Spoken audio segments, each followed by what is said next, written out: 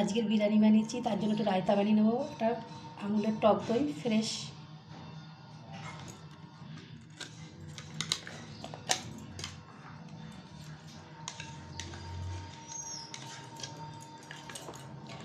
টক দইটা ভালো করে ফেটিয়ে নেব। টক দইটা ভালো করে ফেটিয়ে নিয়েছি, এতে দিয়ে দেবো এক এক করে কিছুটা শসা কুচি, কাঁচা লঙ্কা কুচি, ধনে পাতা কুচি, বিট নুন,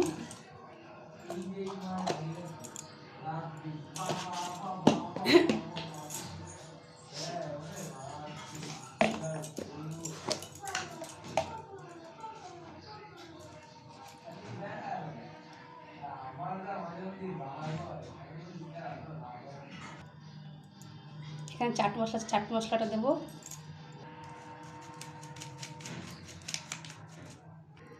সামান্য চিনি, সামান্য জিরের গুঁড়ো, ভালো করে মাখিয়ে নেব। আমার বিরিয়ানির জন্য রায়তা রেডি।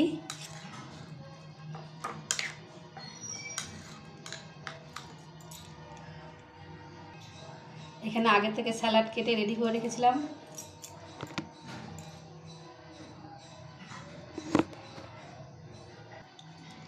আমার বিরিয়ানির জন্য রায়তা রেডি।